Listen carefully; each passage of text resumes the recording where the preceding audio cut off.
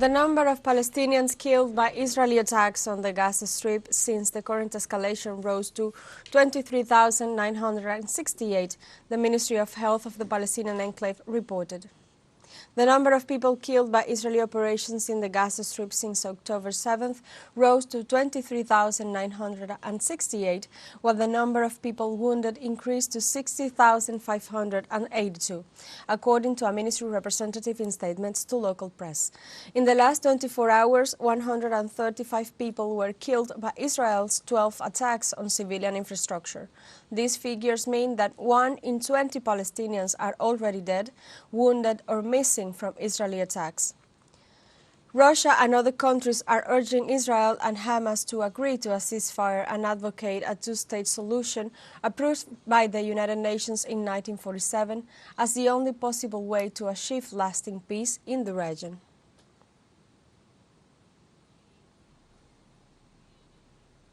In the Gaza Strip, it's been 100 days since the start of the Israeli genocide, and the United Nations organization is demanding an end to the aggression against the Palestinian people. In a statement, the United Nations Relief and Works Agency for Palestine Refugees in the Middle East deplored the massive destruction, displacement and killing of Palestinian civilians, mostly children, as a result of the persistent Israeli aggression in the Gaza Strip. The agency urged for a need for a ceasefire and to ensure that humanitarian aid reaches all those affected. The United Nations agency also condemned Israel for the physical and psychological scars inflicted on the Gaza population, which they say will take years to heal.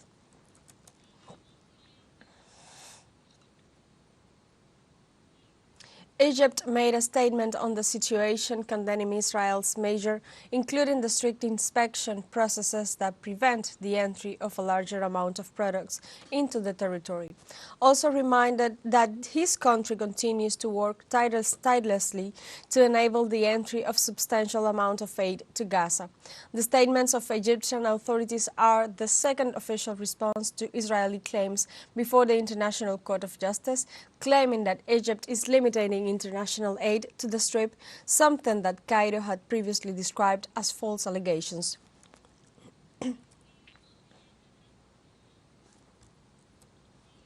In Palestine, heavy rains leave displaced people without shelter after flooding from sewage waste. Facilities sheltering thousands of displaced people next to tents in Havalia, Beit Hanun and Beit Lahi were submerged due to the rains, while flooding shelters in government and United Nations RWA schools, along with shelters in the towns of Khan Yunis and Rafah.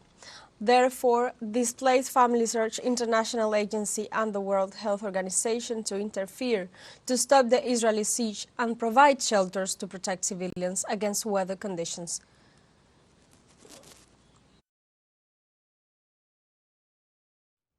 Meanwhile, Palestinian officials have denounced that over 800,000 Palestinians are at risk of starvation due to the Israeli policy of limiting the entry of food into Gaza Strip.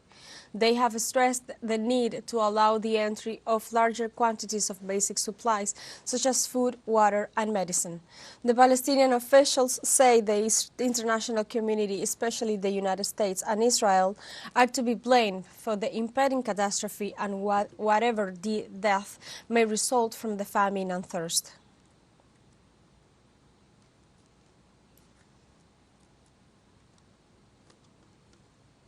In Jerusalem on Saturday, hundreds of demonstrators protested, demanding the end of the ongoing war in the Gaza Strip. The demonstrators expressed their displeasure with the handling of the security crisis that allowed Hamas' attack on October 7th and the subsequent offensive on the Gaza Strip. In this regard, they called for early elections with the aim of removing Benjamin Netanyahu from power. Activists carry protest posters that read "Palestinian Lives Matter" and "Stop Terrorist Attacks on Settlers," a reference to what is happening in the occupied West Bank. In Pakistan on Sunday, thousands marched in support of the people of Gaza and demanding a definitive ceasefire. On this 100th day of the war between Israel and Hamas, demonstrations were held in Karachi to condemn the acts against humanity committed in Gaza. The demonstrators waved Palestinian flags and chanted slogans against the United States and Israel. They said all countries should be supporting the Palestinians for all the efforts they are making to survive this war.